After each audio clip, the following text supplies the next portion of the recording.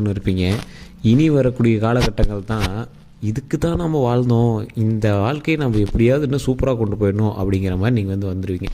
So கடகராசி அப்படின்னாவே கஷ்டங்களை அனுபவித்த ராசி கடகம். அதாவது இந்த கடகத்தினுடைய ஒரு அற்புதமான ஒரு விஷயம் என்ன தெரியுமா, எவ்வளோ கஷ்டங்களை தாண்டிங்க அப்படின்னா அந்த இடத்துல நீங்கள் கண்ணீர் விட்டு ரொம்ப ஃபீல் பண்ணியிருப்பீங்களே தவிர வாழ்க்கையை விட்டு வெளியே போயிருக்க மாட்டீங்க. அதாவது வேறு எதுவும் தாட்லாம் வந்திருக்காது. குறிப்பிட்ட டைமில் நீங்கள் ரொம்ப வெறுத்துருப்பீங்க வாழ்க்கையவே.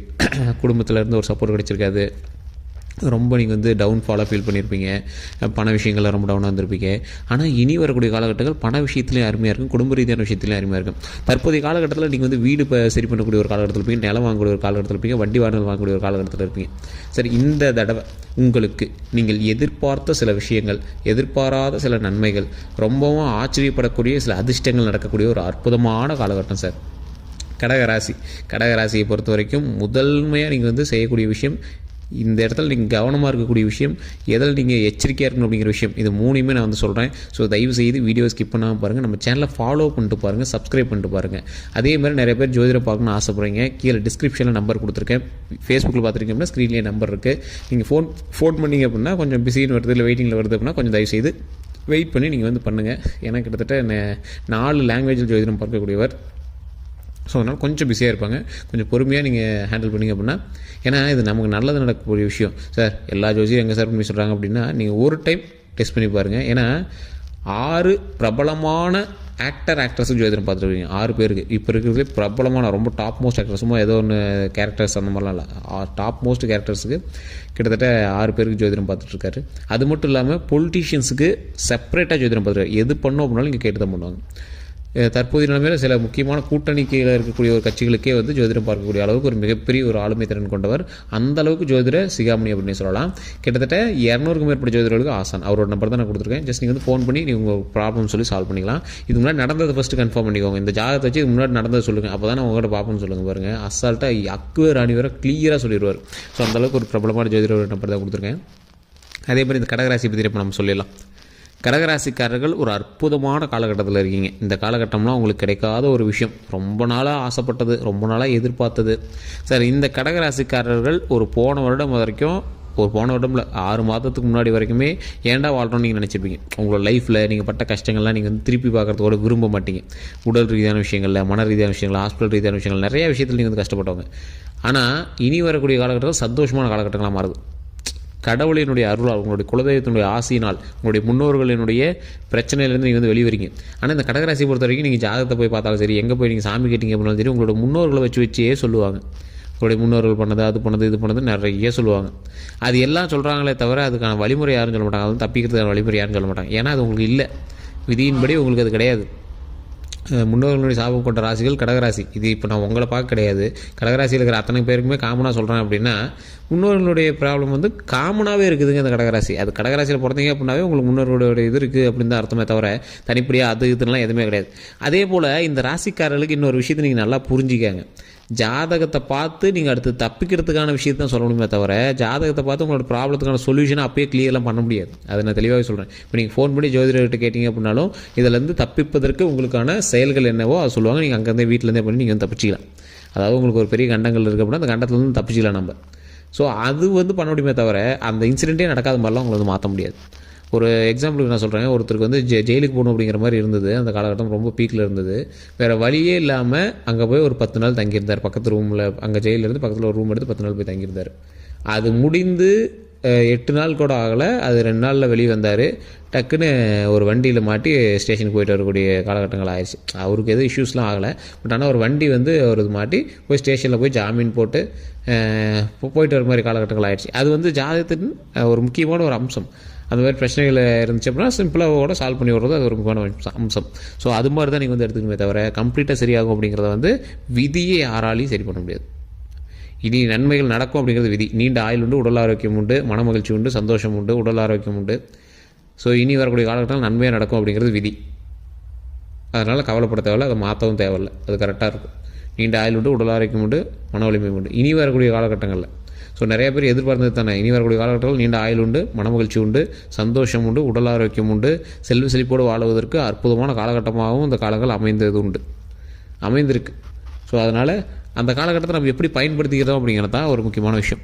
ஸோ இந்த காலகட்டத்தில் எதெல்லாம் பெஸ்ட்டு, எதெல்லாம் நன்மை, எதெல்லாம் நடக்கிறதுக்கு அப்படின்னு கேட்டிங்கன்னா, பாயிண்ட் 1, வீடு கட்டுவீங்க, வீடு ஆல்ட்ரேஷனாக பண்ணுவீங்க.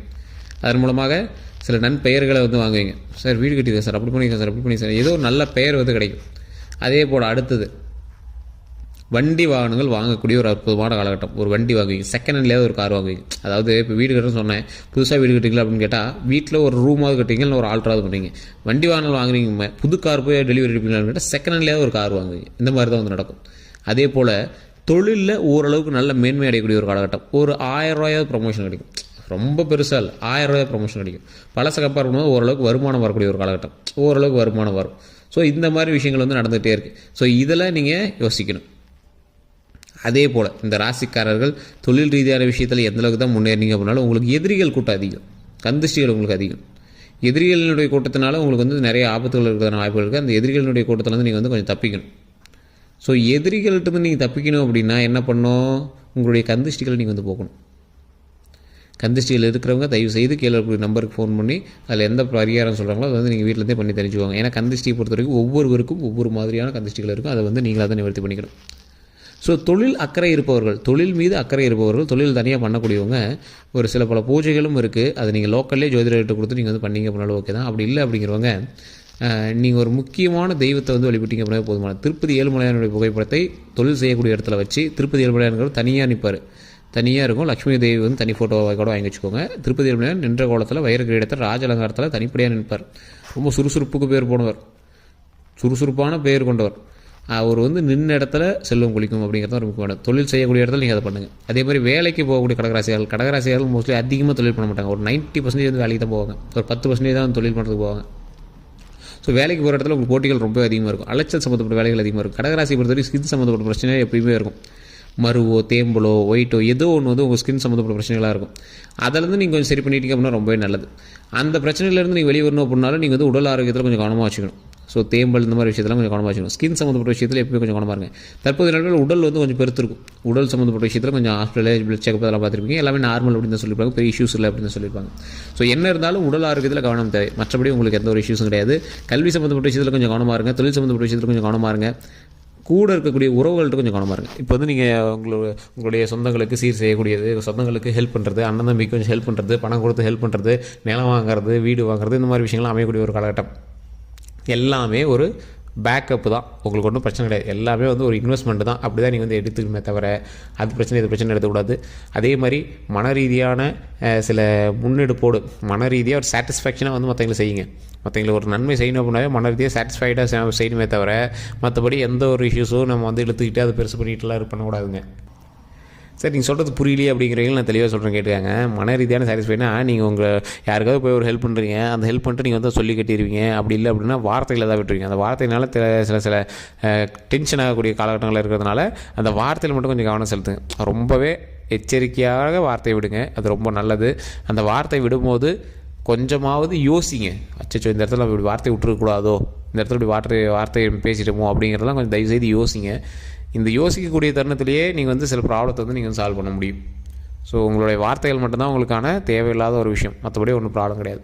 திருமணமாகாமல் தவிர்க்கக்கூடிய கடகராசிக்காரர்களுக்கு மட்டும் கொஞ்ச நாள் வெயிட் பண்ணுற மாதிரி இருக்குது. அது உடனே செட் ஆகுமான்னு கேட்டால் கொஞ்ச நாள் வெயிட் பண்ணுற மாதிரி இருக்குது. வீடு கட்டுற யோகம் இருக்குது, தொழில் செய்கிற யோகம் இருக்குது, கார் வாங்குகிற யோகம் இருக்குது, கடனை சரி பண்ணக்கூடிய யோகம் இருக்குது, எல்லாமே இருக்குது. திருமணத்துக்கு மட்டும் கொஞ்சம் யோசிக்கணும். குழந்தை பாக்கியத்துக்கு கொஞ்சம் யோசிக்கணும். குழந்தை பாக்கியம் வந்து என்ன பண்ணீங்க அப்படின்னாலும் குலதெய்வத்துக்கிட்ட தான். குலதெய்வத்துக்கு போனால் தான் திருமணமும் குழந்தையும். ஏன்னா இது ரெண்டுமே உங்களை எதை குறிக்குது, பூர்வஜன்ம புண்ணியத்தை குறிக்குது. அதுலேயும் எதை குறிக்குது, உங்களுடைய முன்னோர்களினுடைய சாபங்களோ முன்னோர்களினுடைய புண்ணியங்களோ தான் உங்களை வந்து குறிக்குது. ஸோ இது ரெண்டும் உங்களோட அடிப்படையில் இல்லை, நீங்கள் பண்ணதோடைய விதியின் அடிப்படையில் அது கிடையாது. உங்களுடைய முன்னோர்களினுடைய விதியின் அடிப்படையில் தான் உங்களுக்கான அடுத்த வாழ்க்கை வந்து தொடரும். செல்வ செழிப்பு தொழிலெலாம் வந்து உங்களுடைய விதியின்பால் வர்றது. அதே மாதிரி குழந்தை பெறும் திருமணமும் உங்களுடைய தாய் தந்தையர் உங்களுடைய மூதாதையர்கள் செய்கிறதுனால வருது. அதனால தான் சொல்கிறது, நீங்கள் ஒழுங்காக இருங்கடா, நீங்கள் எந்த தப்பும் பண்ணாமல் இருந்தால் தான் அடுத்தடுத்த வாரிசுகளுக்கு எந்த பிரச்சனையும் வராமல் இருக்கும் அப்படிங்கிறது. ஸோ ஒவ்வொருத்தரும் நம்மளோட முன்னோர்கள் கரெக்டாக இருந்தாங்க அப்படின்னா நமக்கு கரெக்டாக நல்லதே நடக்கும். ஸோ அதனால தான் நிறைய பேர் சொல்லுவாங்க, ஒவ்வொரு ஜாதகத்தின்படி முன்னாடி ஒரு 2 திருமணம் பண்ணவன் 3 திருமணம் பண்ணவன்லாம் கொஞ்சம் அமைதியாக இருக்கு சொல்லுவாங்க. இப்போல்லாம் அந்த கிழமை ஒழுங்காக இருந்தாலும் நாங்கள் நல்லா இருந்திருப்போமே அப்படிலாம் நம்மளோட வீட்டில் பெரியவங்கள்லாம் நிறையா பேர் சொல்லிலாம் முன்னாடி கேள்விப்பட்டிருப்பீங்க. ஸோ நம்மளுடைய முன்னோர்கள் நல்லா இருந்தாங்க, அதனால தான் நம்மளும் நல்லா இருப்போம் அப்படிங்கிற மாதிரி இருக்கணும். ஸோ இப்படி தான் நடக்கும். ஸோ அதனால் எப்போவுமே வந்து நம்ம நடந்துக்கிறத பொறுத்து அடுத்தடுத்த ஜென்ரேஷன்ஸ் வந்து உருவாகும். அதனால் எப்போவுமே நடந்துக்கிற விஷயத்தில் கொஞ்சம் கவனமாக நடந்துக்கணும். ஸோ இதை நம்ம வந்து இந்த வீடியோ மூலமாக சொல்கிறது. இனி வரக்கூடிய விஷயங்கள் நல்லா இருக்குது. உங்களுடைய திருமண தடையாக இருக்கிறவங்க மட்டும் தயவுசெய்து ஃபோன் பண்ணி அதற்கான ப்ராப்ளத்தை நீங்கள் வந்து சொல்லி சால்வ் பண்ணிக்கோங்க. மற்றபடி வேறு ஏதாவது கருத்துக்கள் இருந்தால் மறக்காம கமெண்ட் செக்ஷனில் பதிவிடுங்க. கீழே கூடிய நம்பருக்கு ஃபோன் பண்ணி பேசுகிறீங்க. உங்களுக்கு நன்றி.